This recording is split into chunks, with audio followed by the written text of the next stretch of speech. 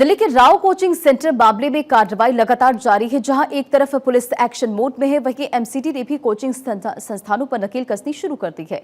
सियासी आरोप प्रत्यारोप का दौर जारी है, लेकिन सवाल जिसका तस है कि 3 छात्रों की मौत का दोषी आखिर कौन है। देखिए रिपोर्ट।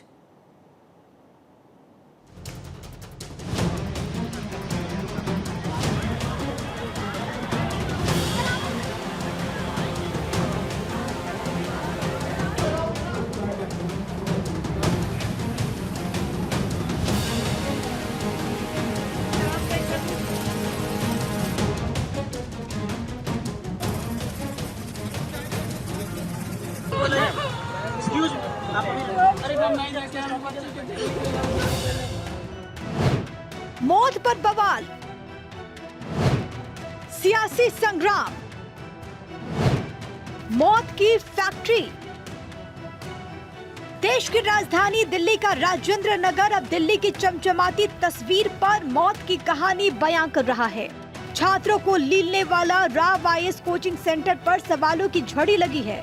सवाल सिर्फ मौत के सेंटर पर नहीं, बल्कि ऐसे वो तमाम संस्थान पर जहां उज्जवल भविष्य का सपना लिए पहुंचने वालों के सपने का सिर्फ कत्ल नहीं, उनका भी कत्ल हो रहा है।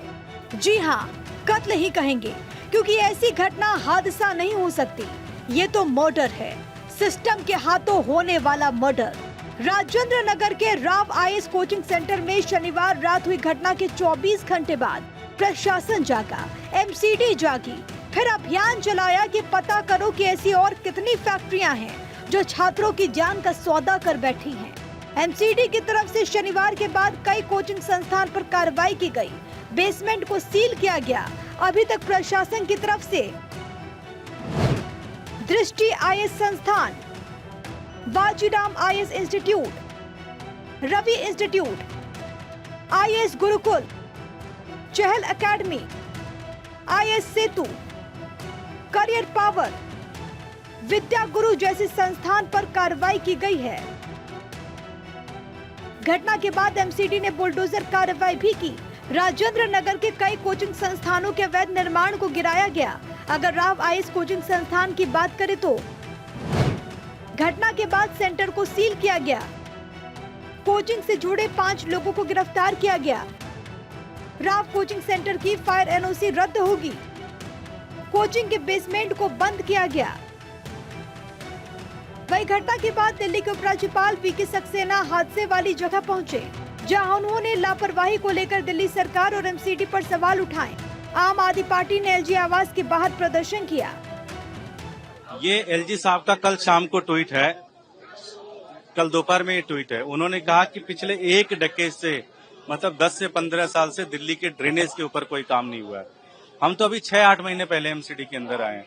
पिछले 15 साल से 20 साल से जो ड्रेनेज के ऊपर काम नहीं हुआ पूरी दिल्ली के अंदर, उसके ऊपर कौन एक्शन? भारतीय जनता पार्टी किस चीज का प्रोटेस्ट कर रहे हैं वो? उनको तो शर्म आनी चाहिए। पूरी दिल्ली को उन्होंने बर्बाद कर दिया पूरी तरह से।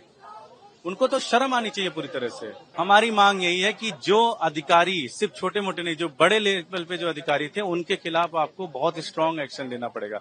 आपने कल सौरभ भारद्वाज जी का वीडियो देखा, किस तरह से वो एक तरीके से मंत्री से वो सेक्रेटरी से कह रहे हैं कि भाई ये डिसिल्टिंग तुमने करवाई नहीं, गलत रिपोर्ट है तुम्हारी, कोई एक्शन ही नहीं।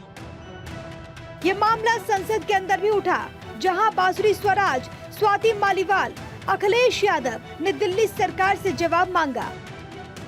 एक बहुत ही हृदय विदारक घटना घटी है ओल्ड राजेंद्र नगर में, जहां पर नाले का पानी वो पूरा का पूरा बेसमेंट में, कोचिंग सेंटर के बेसमेंट में भर गया और पूरा का पूरा बेसमेंट जलमग्न होने के कारण 3 छात्रों ने अपनी जान गंवा दी। ये बच्चे तेलंगाना, उत्तर प्रदेश और केरल से आए थे। अध्यक्ष जी, ये दिल्ली में आईएएस एग्जामिनेशन की तैयारी करने के लिए आए थे, अपना भविष्य उज्जवल करने के लिए आए थे। लेकिन बहुत दुख से मुझे कहना पड़ता है कि दिल्ली सरकार की लापरवाही, यहाँ तक कि आपराधिक लापरवाही के कारण इन बच्चों ने अपनी जान गंवा दी। और कितनी बुरी तरीके से और कितनी दर्दनाक तरीके से उनकी मौत हुई है।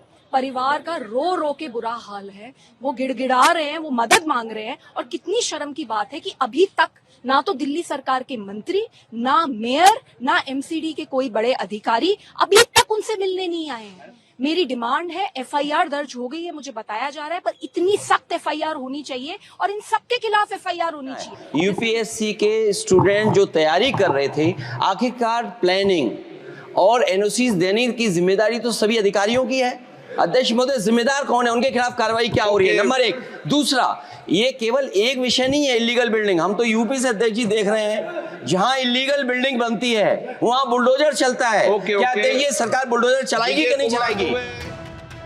ये घटना शनिवार को घटी थी, जब दिल्ली के ओल्ड राजेंद्र नगर के राव कोचिंग सेंटर के बेसमेंट में स्थित लाइब्रेरी में स्टूडेंट पढ़ाई कर रहे थे। तभी धीरे धीरे पानी बेसमेंट में भरने लगा। पानी ज्यादा भरता देख छात्र भागने के लिए निकले, लेकिन बायोमेट्रिक दरवाजा बंद होने के कारण छात्र निकल नहीं पाए। देखते ही देखते पानी 10 से 12 फीट तक भर गया। छात्र चीखते रहे, लेकिन कोई सुनने वाला नहीं था। जब तक मदद पहुंचती, 3 छात्रों की मौत हो चुकी थी। इस घटना में कई लापरवाही भी सामने आई। लापरवाही नंबर 1, जिस बेसमेंट में थी लाइब्रेरी उसकी परमिशन स्टोरेज की थी। लापरवाही नंबर 2, जल निकासी की व्यवस्था नहीं थी। लापरवाही नंबर 3, नाले की सफाई नहीं हुई थी। लापरवाही नंबर 4, शिकायत के बावजूद सुनवाई नहीं। ये सिर्फ लापरवाही नहीं है, ये सिस्टम की सच्चाई है, जिसने आज 3 छात्रों को मार डाला। अगर पहले कमियों को सुधार लिया जाता तो आज वो तीनों स्टूडेंट इसी सिस्टम को सुधारने के अपने सपनों को परवान दे रहे होते। Bureau report, Bharat 24।